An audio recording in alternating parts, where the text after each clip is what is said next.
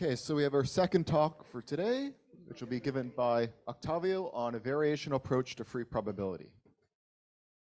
So thank you very much for this opportunity to give a talk at this institute, and thank you the organizers for organizing this very nice conference. So today I will talk about a joint work with Samuel Johnston, who is in England, and I will talk about a variational approach to free probability. So the idea comes from free probability and specific characterization of finite free probability, and so I will spend a small number of slides. Most of what I said was already done in the previous talk, so I will go a little bit fast, but I know some of the people may have not been in the last talk.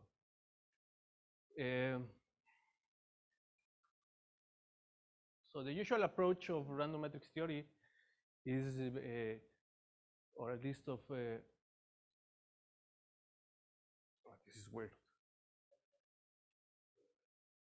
Okay, I won't. So we have of free convolution is we have A and B random matrices, so or deterministic matrices, and we conjugate one of them so that they are in random position, and we look at the expected eigenvalue distribution, which basically is looking at traces, so expected traces. And then we look at the measure whose moments coincide with the expected traces of powers, and whose moments are the same. And then we take the limit and we look at that thing. And it turns out that this converges to reconvolution. And so the new approach initiated by Marcus Spielmann and Srivastava is actually to look not at expected traces, but to look at expected characteristic polynomial. So we do exactly the same. We take this matrix A and then we add B, which is randomly conjugated, and we consider a polynomial whose roots turn out to be real, and then look at this as an operator. So this on top actually gives a measure which is not necessarily purely atomic, and it can have density. But here we have always a measure which is discrete and has endpoints, because it's just the roots of a polynomial, and we take the empirical distribution on that roots. So, so to be precise, we have considered the characteristic polynomial is just the determinant of x minus the matrix, and we have two given polynomials,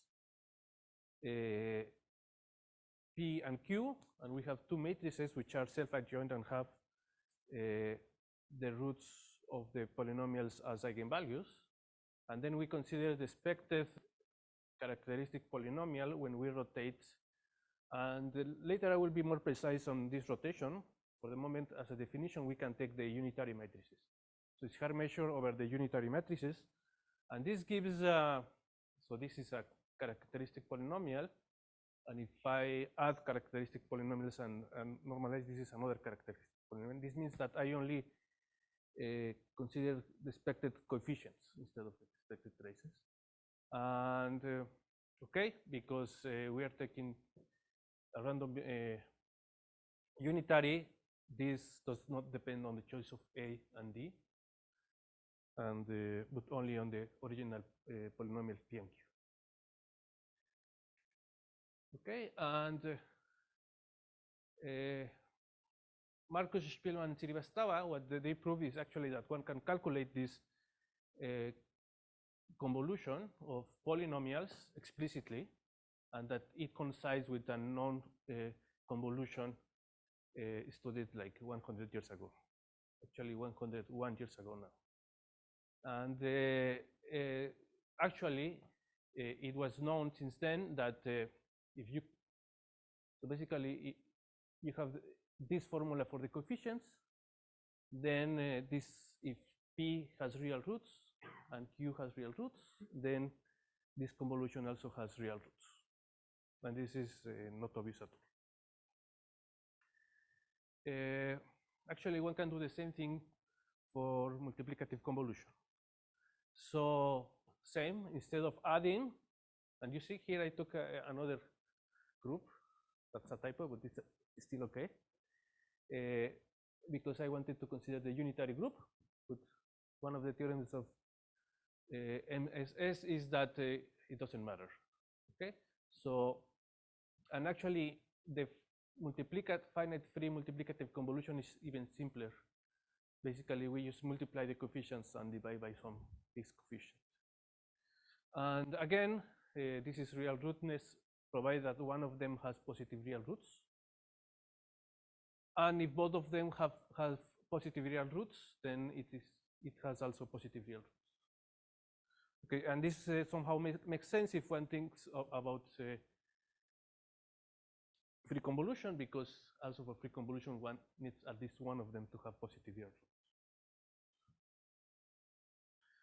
So in summary, we have these two operations that sends coefficients of P and Q to some coefficients of the additive convolution, which is like a convolution, and this is just like a product.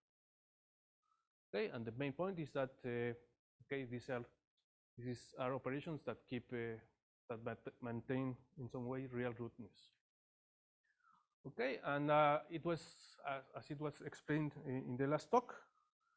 This has very important applications, especially coming from inequalities of the top of the type the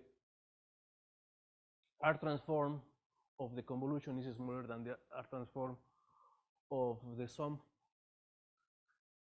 which says that it is smaller than the R transform of the finite of the free convolution, and similarly for the S transform, which actually is implies some inequalities about the maximal root, or even stronger for the alpha max root, which is what they used to actually give such applications. For us, and this is more or less what in the last years me and my collaborators have tried to work on, is how it relates actually to free probability or to free convolution, and in particular how it approximates free convolutions, both of them, in the large n limit. So the next slide is a little bit too stuff, but it's just because I want to be very precise. So you take two probability measures with bounded support, so mu and nu, and what we proved with Daniel Perales, and it was proved maybe not in the same way by Marcus, and also there's a proof, some people have a note by Ionea and Shilaktenko, which actually may be important for this talk, because we are trying, the proof there goes into looking at the unitary group and look for concentration and large deviation principles for unitary group. Actually, in this talk, we will talk about large deviation for the symmetric group, but somehow it fits very well. But okay, we have a proof of this. And what I want just to point out that if we have convergence in moments for the measures associated to these polynomials, then we also have convergence in moments for the free convolution. Okay, and similarly for the free multiplicative convolution. Okay, good. Okay, and one nice thing about the paper of Spielman, Srivastava, and Marcus was that actually, if you integrate over the hard unitary, you get the same thing as if you integrate over the hard measures on the orthogonal group or on the uniform measure on the sign permutations. So sign permutation is just a permutation where you multiply by minus ones and ones. And one important observation for this talk, so this is for general self-adjoint matrices, but actually if you take diagonal matrices and you conjugate with this sign measure, you don't get anything. So it means you can, if you have diagonal matrices, you can also have this identity where you conjugate with permutation matrices only. And that's good because there is a lot of theory about the large variation on the permutation group, and maybe not for I guess the only place I have seen the permutations in my life is in the papers of Marcus Spielmann and Srivastava, but probably I know in other fields it's important. Anyway, so this is just a small reduction which is important for us, which is that we can, and this equality is maybe the main motivation is that we can see finite free convolution either using the unitary group or using the symmetric group. Okay, and let me talk about what happens in the large n limit. So as it was mentioned before, so we all know that asymptotic freeness of, say, for some of random matrices, but it says that if we have two, say, deterministic matrices or random matrices which converge in distribution to some fixed mu probability measures mu and nu, then when we consider exactly the same type of sum where we rotate B, then this converges almost surely to the free convolution. And we can assume that A and B are diagonal. One point is that in particular the expected eigenvalue, average eigenvalue distribution converges, and this is in distribution, to the free convolution. So this, as I mentioned before, this says that, and this will be later clear that this is what we were thinking about, that the expected Cauchy transform converges to the Cauchy transform of the finite free convolution. Good. And then we look at the other side of the formula, and we look at the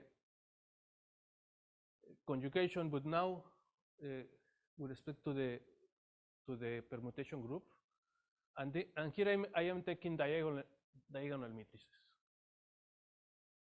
and it is not hard to see because basically if we have diagonal matrices, what we are doing is just combining one eigenvalue with the other at random. But in the limit, this converges actually to classical convolution, almost surely. But actually, here it's important that AN and BN must be diagonal. Not that I can take them, but they must be diagonal to each of these.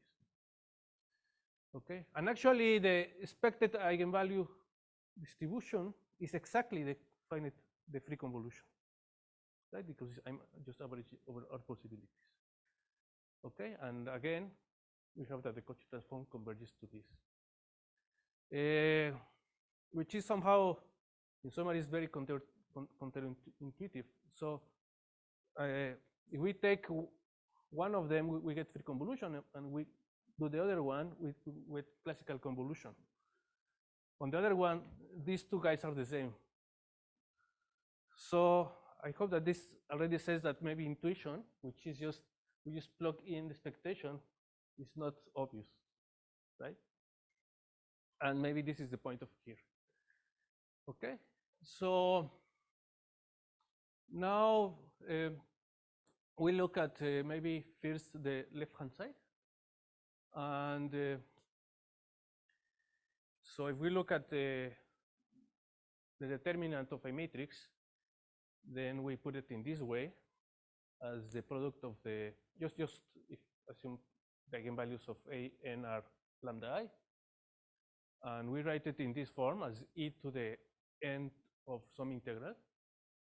Then somehow what we expect in the large n limit is that this behaves like e to the n times some function z, where z may be bounded by these two terms. Okay. So what I'm saying is that if we look directly at a determinant, somehow this is a function which is not looking very well. What is correct is actually to take the logarithm and divide by 1 over n. And this as a function is very nice, at least for z large outside of this spectrum. And the question more or less what we are trying to understand is how this f of z looks like. And it actually should look like some integral of log of z of some function. And okay, for the unitary group things are nicer, and the function that should be there is of course the measure there should be finite free convolution in the large n limit. And this is exactly. And the proof of this is not very hard. So basically what we do is we assume that A and Bn, they have, since they have bounded support, actually we can use moments. And we have already proved that convergence of finite free convolution to free convolution of each of them in moments implies convergence in moments of the finite free convolution to the free convolution. So this is actually not very hard. And okay, this says somehow that this intuition, or maybe that we can swap log and expectation without any problem. And of course, this also says that in this convergence, we cannot swap log and expectation. So the new thing is that now, we want to understand actually how does this expectation over the symmetric group contributes. Okay, so this is more or less, well, since this intuition is incorrect, then the reason more or less is that the contributions are somehow not uniform in the sense that, so for example, the probability that the largest two eigenvalues are the same, so are in the same position, is very large, in particular of order 1 over n. The probability that the largest one with the largest one goes in the same direction is exactly 1 over n. Right? So this is this contributes much more than in the case for the unitary where the rotation is harder. So we want to understand this type of, and so what we will study is a large deviation principle for the symmetric group. Okay, and so a way to do this is to think of the symmetric group as so one thinks of this as a permutation matrix, and then one makes this as a probability measure on R2. Right? So one gives to, if I goes to sigma of I, then what puts a measure of size 1 over n at delta I over n and sigma of I over n. So actually one can do the same thing by just not putting Dirac's, but one can put just the Lebesgue measure on each of these squares. Okay, and in the limit, actually one gets Lebesgue measure on the rectangle on the square. And maybe one thinks this is very, then the answer is very simple, but actually we're not interested in, so the questions that we're interested is in something like trying to understand what's the probability that this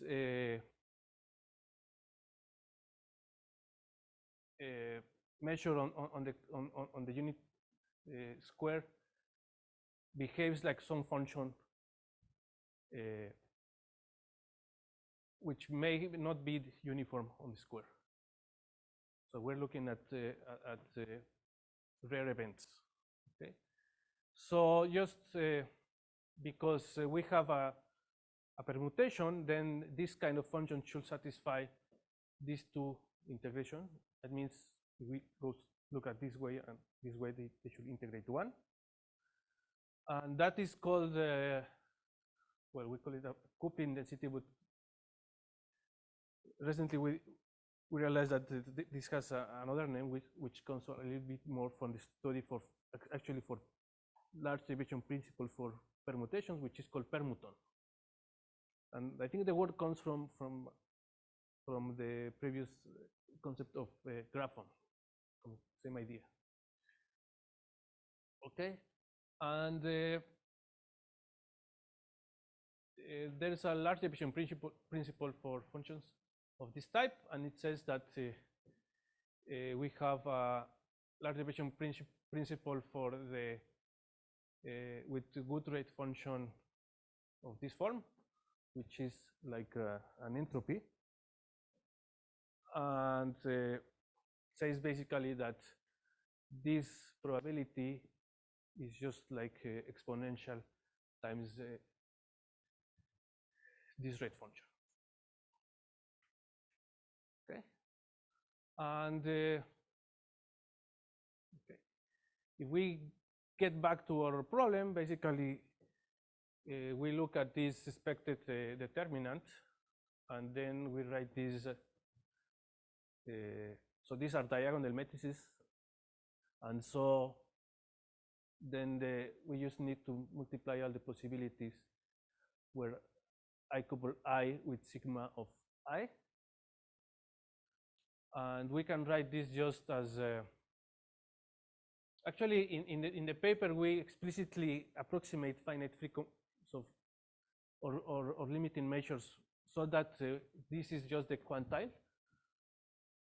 So you make lambda I to be the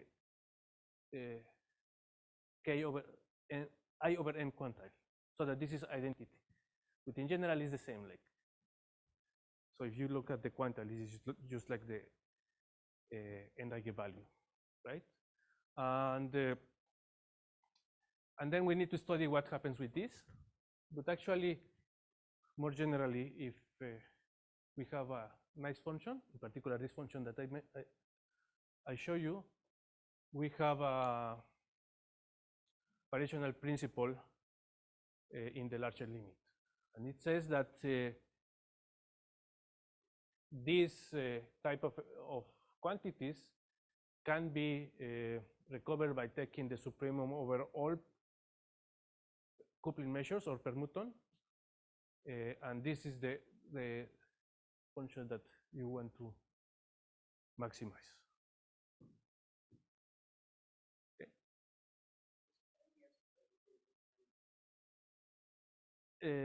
This is only asymptotically for the moment.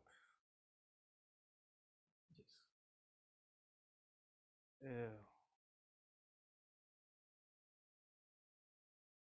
Actually, the proof of this, so we spent some time, but it seems that experts tell us that this follows maybe directly from Baradant's lemma. But yeah, something called Baradant's lemma.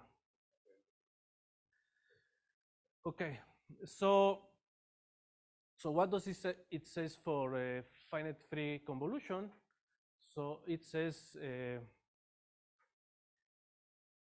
yes. So if we plug this lemma into our problem, it says that we have this variational principle. But on the other hand, we already proved that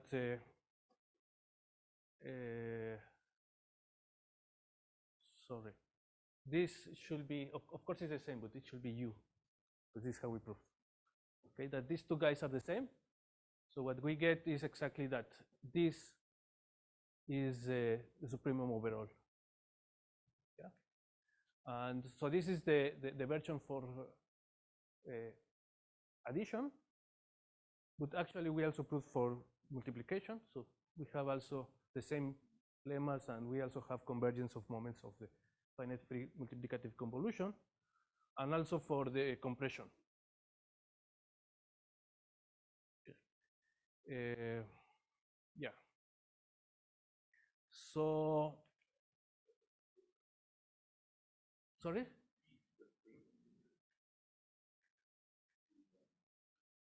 Sorry. This G is this.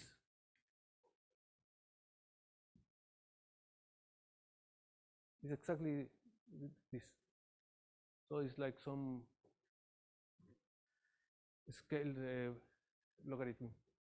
So entropy. It's like a relative entropy. I will actually.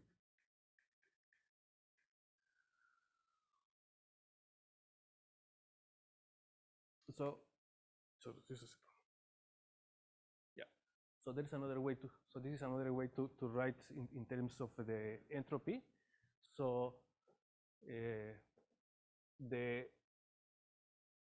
this logarithmic integral is also the supremum over log of x plus y minus the entropy of the coupling plus the entropy of mu plus the entropy of mu.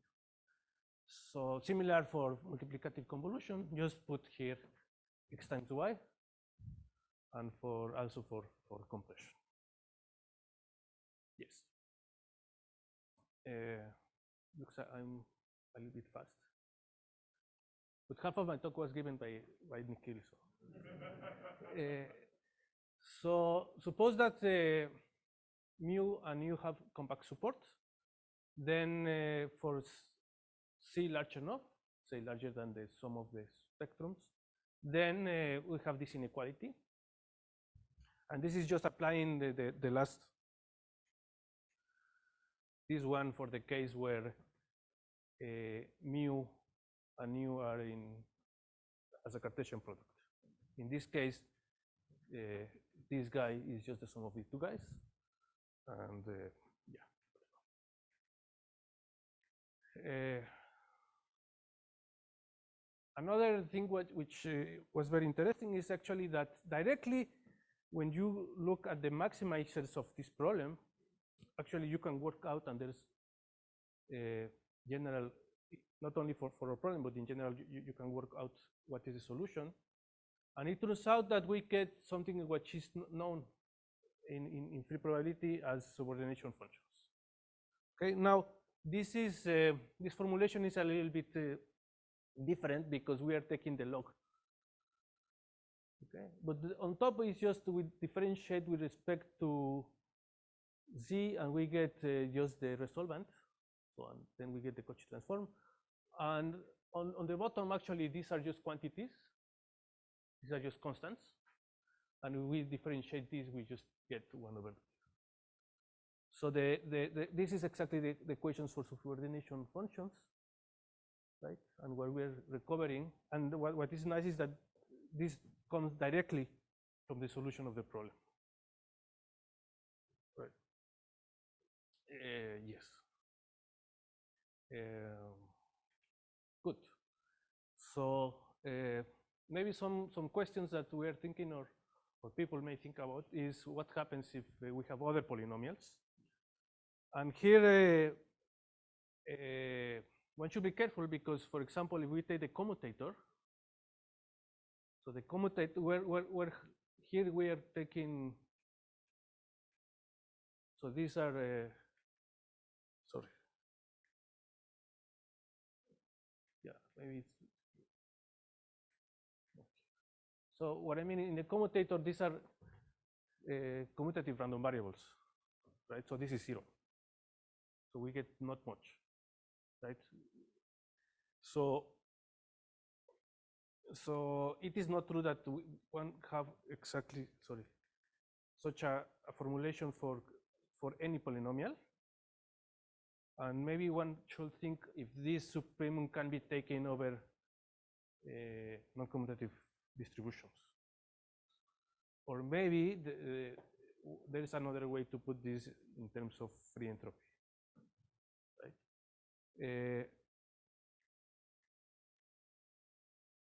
Yes, exactly. And maybe this is a little bit vague and maybe a wild guess, But in our paper with Guillaume Sebron, Ronnie Speicher, and Sheng Jin, we proved that the atoms of polynomials in free random variables are minimized in the case of free variables, and in particular for the free convolution. So it may be that there is some connection between these two variational characterizations. Well, the other one is not a characterization, but a property. And I will be very interested in trying to understand. That's why maybe I'm interested in doing this for more polynomials. Also, maybe if there is if there are other polynomials where we have such a quadrature formula, I think in that case we can use commutative distributions. So I mean, I don't know if there are some experts if for example, I don't know for the commutator it doesn't work, but maybe there are other polynomials where integrating over the unitary group gives the same as integrating over the symmetric group, and I will be very interested in know. For me, it's better if we do the symmetric group. Probably you can do the same variational or derivation principle for the sign one, but this just need. Yeah, but here the trick was that that we took diagonal matrices. So since we have diagonal matrices, it doesn't matter exactly.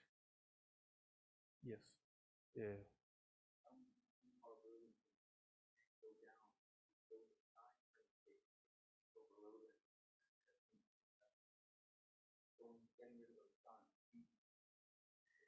Yeah, but here it's important that we use symmetric group, but also that we took diagonal things.